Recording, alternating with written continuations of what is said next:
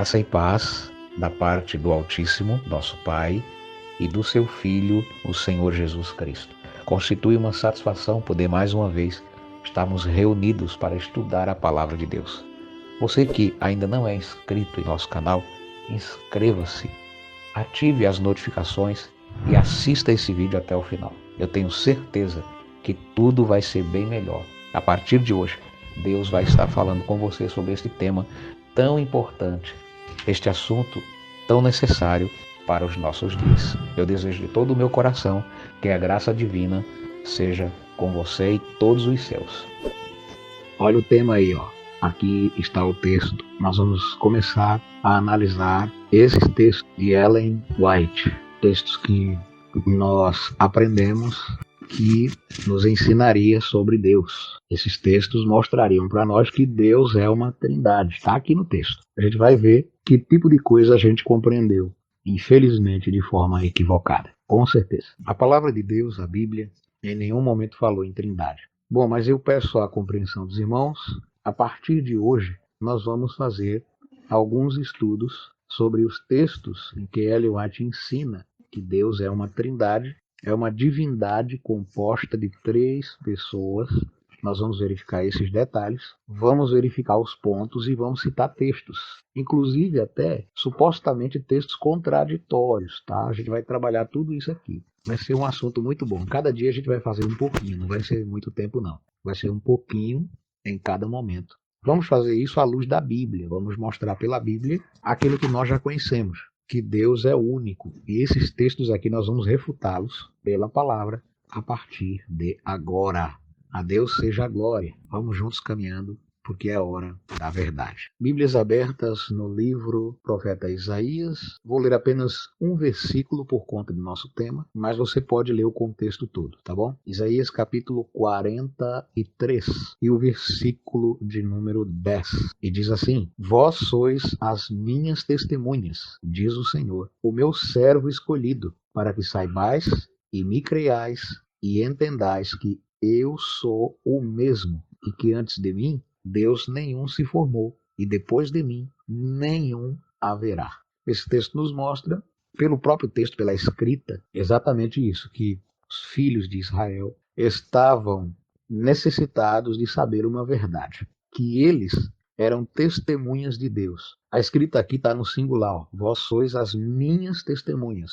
E o texto diz o Senhor, aqui era o profeta falando, o meu servo escolhido. Quem que era o servo escolhido de Deus aqui nesse versículo? Aqui era o povo de Israel, uma referência a Jacó, que era servo escolhido de Deus e que depois Deus lhe deu o nome de Israel. E agora, Jacó era representado por este povo. E Deus então continua falando aqui pelo profeta. O Espírito de Deus trazendo a mensagem ao povo através do profeta. Ele diz assim: para que saibais e me criais e entendais que eu sou o mesmo. Israel precisava saber, primeiro ponto. Segundo ponto, Israel precisava crer. E terceiro ponto, Israel precisava entender. Entender o quê? Crer no quê? E saber o quê? Que eu sou o mesmo. Deus está dizendo que ele é o mesmo. Está escrito aqui. Depois ele continua, e que antes de mim, Deus nenhum se formou. Com certeza, né? Ele é o princípio de tudo, né? Como é que antes dele ia se formar alguém? E depois de mim, nenhum haverá. Depois de Deus, nenhum haverá. Interessante isso. Deus está se apresentando aos filhos de Israel único, simplesmente único. E a palavra aqui utilizada, que eu vou usar aqui para a explicação, é Ehid. Ehid, a palavra hebraica, do hebraico moderno, que significa singular ou único.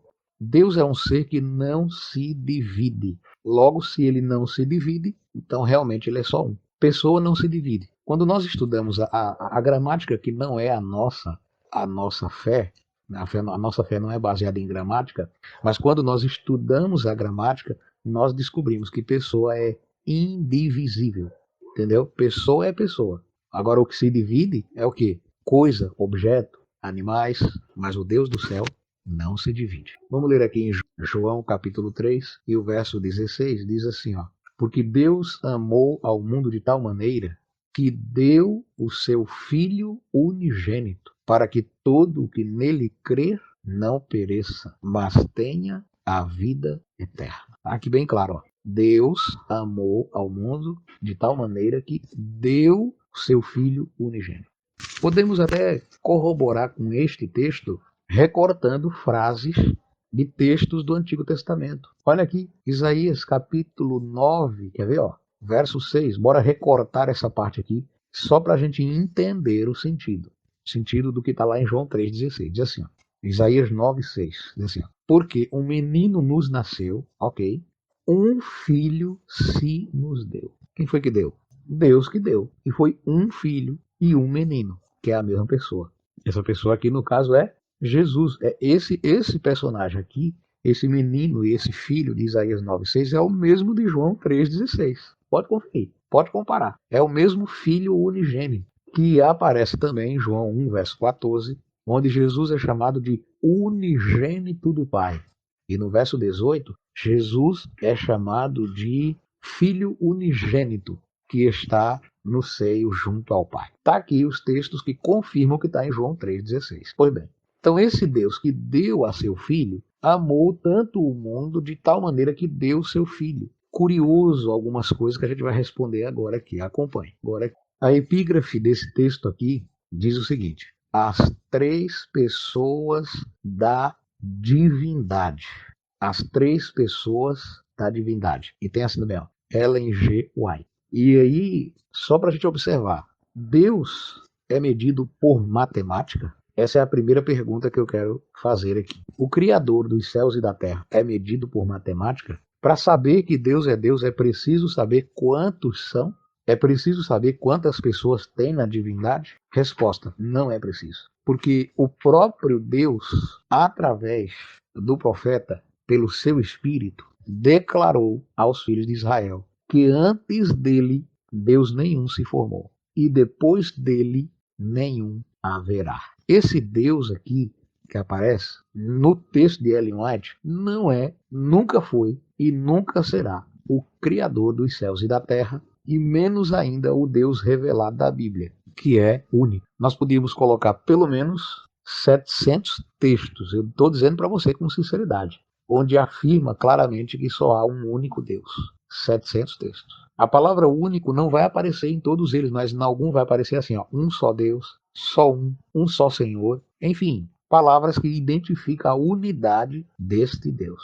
Mas o Deus que Ellen G. White está apresentando é esse Deus frouxo que está aqui, entendeu? De forma trina. Esse Deus que precisa de mais dois. Não é um Deus único. Esse Deus aqui que ela está apresentando, essa divindade aqui, é uma divindade que precisa de mais dois. Senão não são três deuses.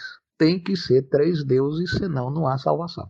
Os defensores dessa doutrina assassina, sim, eu vou provar para você. Depois eu lhe mando material que prova o que eu estou dizendo. Doutrina assassina. Não sabem que Ellen G. White sustentou as três pessoas da divindade e deu até nomenclaturas. Pegou textos de bons autores para defender isto que você está vendo ali. Nós vamos explicar isso agora à luz da Bíblia. Agora presta atenção aqui na abertura desse texto. A divindade moveu-se de íntima compaixão pela raça humana. Isso é ela que está dizendo aqui, tá? Se fosse só este trecho aqui, teria sido a maior pregação dela, apenas com essa primeira frase. Porém, olha o que está aqui escrito. Ó. E o Pai, o Filho e o Espírito Santo deram-se a si mesmos em favor do plano da salvação. Presta atenção aqui agora. Quem que se deu a si mesmo? O Pai, o Filho e o Espírito Santo. Quem disse isso? Ellen White. Eu não sei se você já observou, mas os trinitarianos não perceberam ainda que o Pai aparece primeiro em qualquer tentativa de se defender essa doutrina. O Pai é a primeira pessoa do singular. Todas as vezes. Todas as vezes que nós lemos na Bíblia esses textos, como esse aqui, ó, de Mateus 28:19, que está lá, em nome do Pai, do Filho e do Espírito Santo. O Pai aparece primeiro. É interessante que os defensores dessa doutrina sustentam que sem o Espírito Santo não se pode chegar ao Pai e ao Filho. Porém, eu vejo aqui o Espírito Santo sendo tratado por último. Você entendeu o que eu estou dizendo ou não? O Pai é o primeiro, o Espírito Santo é o último, o Filho é o do meio. E um pregador, certa vez, usando as mesmas teorias, declarou: princípio, Pai, meio, Jesus, fim, Espírito Santo. E aqui diz assim, ó, e o Pai, o Filho e o Espírito Santo deram-se a si mesmo. Com essa declaração, Ellen White aqui torce completamente o texto de João, capítulo 3 e o verso 16. O texto lá diz que Deus amou o mundo de tal maneira que deu o seu Filho. A Bíblia diz que Deus foi quem deu Jesus. A mesma Bíblia também diz que Deus foi quem dará o Consolador, João 14:16. Ainda Lucas, capítulo 11, verso 13, e o Pai dará o Espírito Santo aos que lhe pedirem.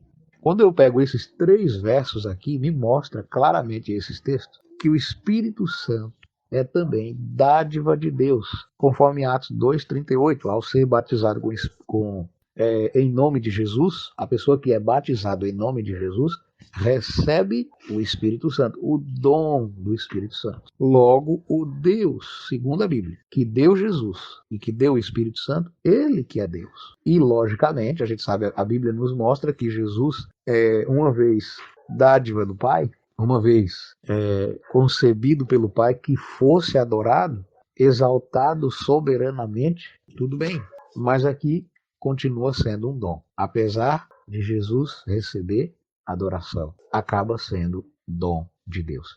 E com isso, a gente sabe, o Pai é adorado no Filho. Porque o Filho, a Bíblia diz em João, o Evangelho todo de João, está cheio de textos em que afirmam que o Filho veio fazer a vontade do Pai. Então, este texto de Ellen White, no livro Conselhos sobre Saúde, já está refutado apenas pelo Evangelho de João. E somente. Vocês estão vendo que esse texto de Ellen White é refutado pela própria Bíblia. Daqui a pouco tem mais texto aqui. Vamos só corrigir algumas palavras aqui do texto, para que Ellen White não me acuse de erro, né? Ela diz aqui que Jesus moveu-se de compaixão. Essa palavra íntima foi eu que coloquei, que eu pensava que o texto estava completo assim. E também a palavra em favor fui eu que coloquei. Ali está. Estabeleceram. Os 3 estabeleceram o plano da salvação. Os 3 fizeram um concílio e disseram, olha, vai ser o seguinte, ó, o homem pecou. Então agora a gente vai colocar em evidência o plano que foi traçado antes da fundação do mundo. Então aqui foi o Pai, o Filho e o Espírito Santo. Os 3 estavam numa conversa, fizeram uma sabatina entre si para ver quem seria que ia vir para morrer, coisa do tipo. Isso aqui sou eu que estou colocando ironicamente para você entender que não tem base essa ideia aqui. Porque Ellen White aqui, ela está dizendo que os 3 estabeleceram o plano da salvação. Os 3 deram-se a si mesmos em prol da salvação do homem. Como foi isso? Foi simples. Isso não aconteceu, a Bíblia não fala, ponto 1. Ponto 2. O Pai não precisou fazer uma reunião para elaborar o plano da salvação. Isso não tem fundamento, porque o Criador dos céus e da terra não precisa disso. Ele é autossuficiente. Se ele quisesse salvar o mundo apenas pelo seu próprio poder, ele o poderia fazer. Não precisava nem Jesus ter vindo morrer. O que gerou isso foi o amor do Pai. O amor do Pai pela raça humana. Foi o Pai que se moveu de compaixão. Enviou o seu Filho. Está lá em João 3, já lemos o texto, João 3,16. Nós temos também Romanos, eu quero ler aqui. Carta que Paulo escreveu aos Romanos, capítulo 5 e verso 8. E diz aqui assim, ó.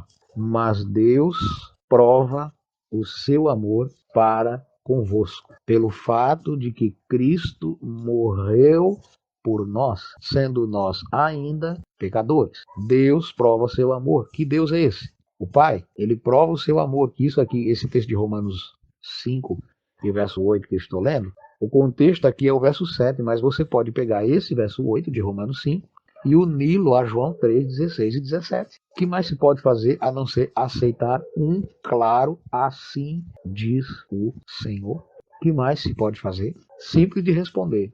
Aceitar esse amor. Se com a tua boca confessares a Jesus e em teu coração creres que Deus o ressuscitou dos mortos, serás salvo. Romanos, capítulo 10, versículo 9. Portanto, o texto de Ellen White já está refutado até o talo. Ficou provado que Ellen White perdeu 18 mil vezes para as Escrituras Santas. Olha aqui as palavras. Os eternos dignitários. Deus, Cristo e o Espírito Santo. Só quero falar apenas, por enquanto eu quero falar das nomenclaturas nesse momento aqui. Você percebeu que aqui, para Ellen White, nesse texto aqui, Deus é só o Pai, Cristo e o Espírito Santo.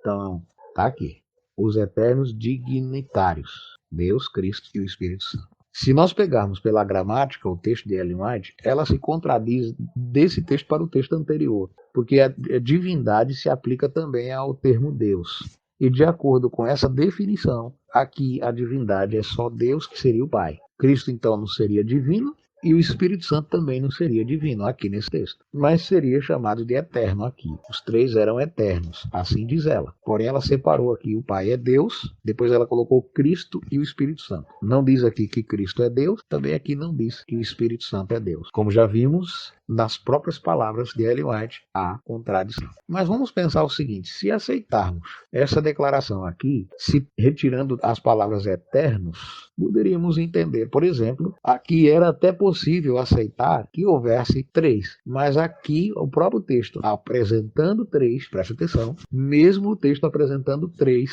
o próprio detalhe, Deus aplicado ao Pai, já descarta que há uma trindade, porque Cristo aqui não é tratado por Deus e o Espírito Santo também não é tratado por Deus. A gente sabe que, já vimos, Jesus é a revelação do Pai. Os homens, os anjos, conheceram a revelação do Pai. O próprio Filho disse que o Pai o gerou. Salmo 2, verso 7, Hebreus 1, verso 5, está lá. Curioso, não, que a doutrina de Ellen White não se sustenta, o ensino de Ellen White não se sustenta pela Bíblia. Eu vou corrigir também aqui a palavra que faltou. Faltou a palavra celestes, né?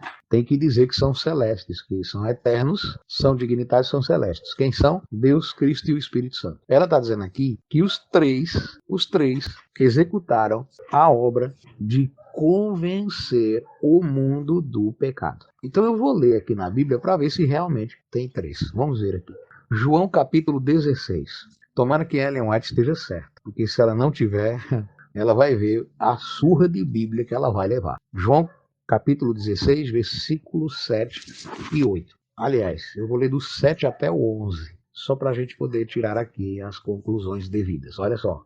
Então aqui no verso 7 diz assim, ó: mas eu vos digo a verdade. Jesus falando: convém-vos que eu vá, porque se eu não for, o Consolador não virá para vós. 8. Quando ele vier, não os três, tá certo? Ele, o Consolador, vier, convencerá o mundo do pecado, da justiça e do juízo. Então não tem três aqui.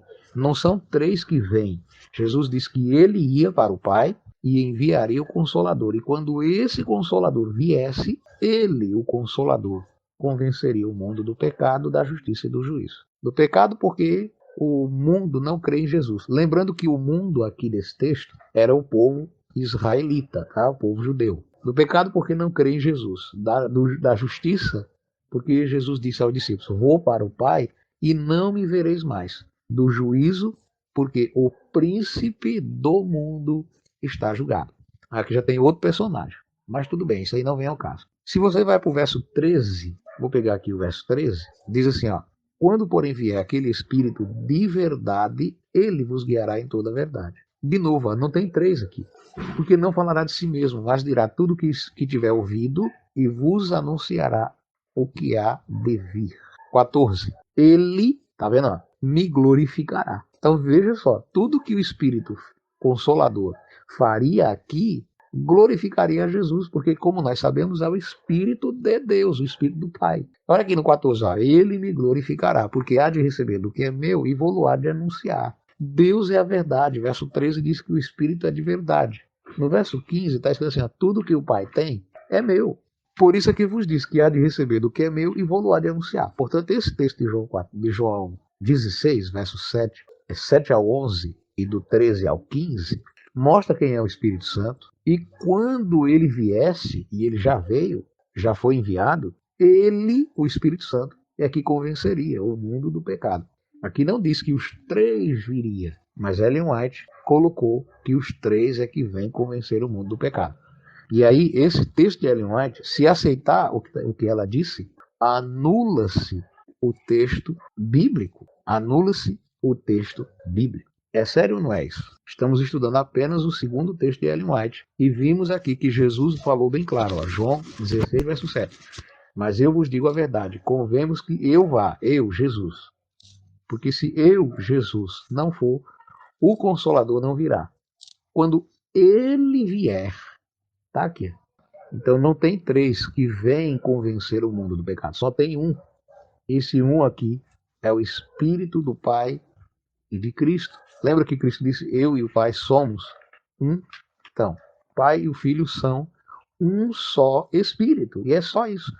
E sabe onde é que você entende que isso é verdade? No verso 23 do capítulo 14 de João, quando Cristo diz que ele e o Pai viria morar naqueles que amam a Cristo e guardam sua palavra. Olha que interessante. Acompanha comigo. Esse texto aqui, ela diz aqui que os discípulos seriam munidos de uma energia sobre-humana, que avançaria para a obra de convencer o mundo do pecado. Então, no caso aqui, nem é o Pai, o Filho e o Espírito Santo, os três que vinham convencer o mundo do pecado, mas os discípulos é que convenceriam, segundo Ellen White. Ainda, ela cometeu um erro ainda mais grave do que eu pensava. Porque realmente, segundo a Bíblia, quem convence o homem do pecado é o Espírito de Deus. Mas aqui no texto de Ellen White, ela está dizendo que os discípulos munidos dos três, né, os três que vieram munir os discípulos, avançavam para a obra de convencimento do pecado. Isso é um outro ponto.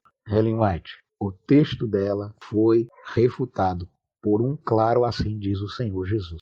O Senhor Jesus disse que ele ia e enviaria o Consolador, e quando ele viesse, convenceria o mundo do pecado. É o Espírito de Deus que convence o homem de que o homem é fraco, pecador, carente da graça divina. Que o homem não pode fazer nada por si mesmo, ainda que cheio do Espírito. É o Espírito que opera. E concluo essa observação lendo Filipenses capítulo 2, versículo 13. Eu gosto desse texto. O Paulo diz assim, ó, porque Deus é quem opera em vós o querer e o realizar segundo a sua boa vontade. Você está percebendo aí que há um problema com Ellen White. E o curioso é que pegaram também aqui um trecho de Eventos Finais, onde ela fala as três grandes potestades do céu. E eu estou falando sobre isso, desse detalhe, mas eu não vou comentar todo o texto do Eventos Finais, porque não me interessou falar sobre esse texto. Assim, vou explicar aos irmãos. Aqui só tem três grandes potestades do céu. Aí esses detalhes a gente pode analisar assim. Por exemplo, para Ellen White, se vocês conhecem mais do que eu esse assunto, no livro Especiales Testemunhas, 1905, desculpa, não é o livro, é o manuscrito, né? O livro é outro. Ellen White fala do trio celestial, que é a palavra que ela usava, trio celestial. E se você faz um estudo sobre o ministério dos anjos de Ellen White, você vai perceber que Ellen White admite em suas palavras que no céu só tem Deus, Cristo e os anjos, que ela chama de seres celestiais. Você encontra isso também em seu livro, o livro de Ellen White, Atos dos Apóstolos, a página agora não estou lembrado, mas é o capítulo 56 do livro. Você deve ler esse capítulo, lá está claramente que João estava na companhia de Deus, de Cristo e dos seres celestiais. Esses seres celestiais eram os anjos, que Ellen White chamava de Espírito Santo. Eu provo para você. No próximo estudo que a gente for fazer, nós vamos abordar essas comparações. Vamos então para a Bíblia, vamos refutar? Vamos lá. De acordo com a definição bíblica, quem, no caso, tem poder para fazer os acontecimentos exercerem é o soberano Pai. Porém, em Mateus capítulo 28, verso 18, quero ler um texto bíblico com você aqui, diz assim, ó, Jesus, aproximando-se, falou-lhes, dizendo, é-me dado todo o poder no céu e na terra. O texto mostra claramente, está muito direto aqui, muito preciso, que o quê? Que é dado a Jesus todo o poder no céu e na terra. Custe o que custar, o Filho recebeu todo o poder do Pai. Quem deu, tinha para dar. E quem recebeu, obviamente, é porque não tinha. E esse texto de Mateus 28:18 é entendido também em Atos, capítulo 2, verso 36. Vou ler o texto, diz assim: esteja, pois, absolutamente certa toda a casa de Israel, de que a esse Jesus que vós crucificastes, Deus o fez Senhor e Cristo. E Filipenses, capítulo 2, versículo 9 diz: pelo que também Deus o exaltou soberanamente e lhe deu um nome que é sobre todo o nome, para que ao nome de Jesus se dobre todos os joelhos dos que estão nos céus, na terra e debaixo da terra, e toda a língua confesse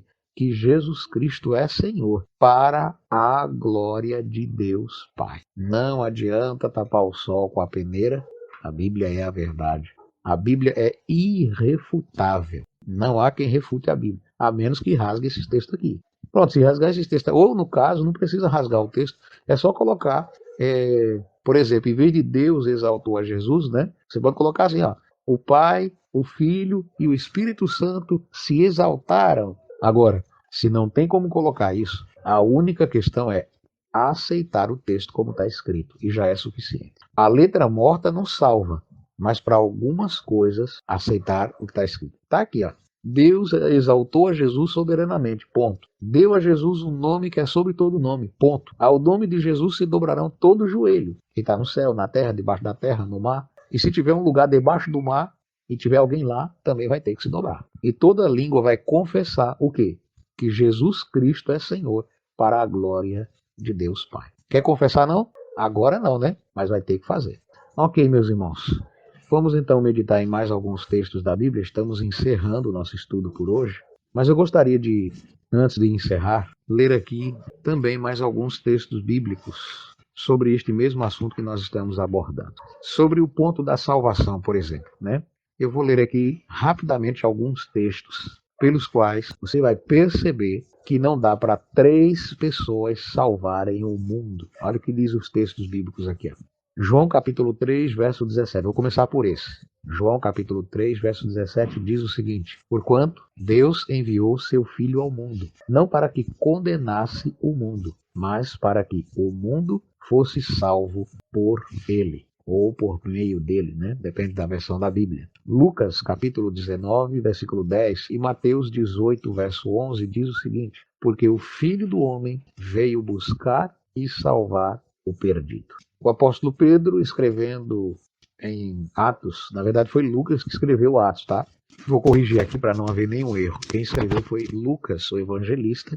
Ele escreveu esse livro aqui para Teófilo, o livro dos Atos dos Apóstolos, que vamos ler. Só que ele escreveu as palavras de Pedro. Atos capítulo 4, versículo 12, diz o seguinte: e em nenhum outro há salvação, porque abaixo dos homens, é isso que está escrito aqui? Não. Está escrito o quê? Abaixo do céu.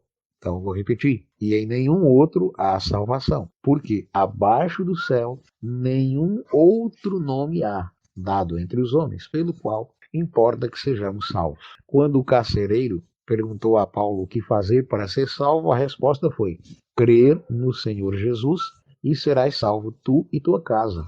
Atos capítulo 16, versos 30 e 31. Paulo escrevendo aos Romanos, capítulo 10, versículo 9 e 10. Se com a tua boca confessares a Jesus e em teu coração creres que Deus o ressuscitou dos mortos, serás salvo. Hebreus, capítulo 7, verso 25 diz: por isso também pode salvar os que por ele se chegam a Deus, vivendo sempre para interceder por eles. O texto diz que ao Cordeiro pertence a salvação. Estou lendo Apocalipse 7, verso 12. Que conclusão nós chegamos até então? Concluímos, nesse texto aqui, que não existe mais 2 salvadores. Isaías 43, verso 11, Deus fala: eu sou o Senhor, e fora de mim não há salvador. Eu anunciei, eu salvei. Verso 12 também. Então você vê que realmente, através de Cristo, Deus é o Salvador. Judas, verso 25. E que não há condição de se acreditar numa trindade, porque, como a própria Bíblia tem mostrado, Deus e Cristo o tempo todo. Um Deus que salva, um Deus que cura, testemunho do povo de Deus, testemunho de todas as formas é dado quando se entende essa verdade. A verdade é imutável, a verdade é infalível. Todos esses textos bíblicos que foram lidos, como esse aqui também, ó, e a vida eterna é esta, que te conheçam a ti só, o único Deus verdadeiro, e aquele que enviaste, Jesus Cristo. João, capítulo 17, e o verso 3. Aí sim podemos dizer, isto é vida eterna, e aqui está a verdade. Que a graça divina tenha estado com você nesse momento tão importante desse estudo que você acabou de ouvir. Um estudo maravilhoso, estudo que realmente traz a edificação. Se você tiver alguma dúvida, deixa aí nos comentários, tá bom? A sua dúvida sobre alguma coisa, alguma pergunta, enfim. E se você gostou do vídeo, olha só, compartilhe esse vídeo com mais pessoas para que outras pessoas também recebam a divina e poderosa palavra. Essa palavra que tem abençoado a tua vida, abençoe também a vida de cada um daqueles a quem você enviar, tá bom? Fique na paz do Rei dos Reis e até o próximo vídeo, se Deus assim nos permitir.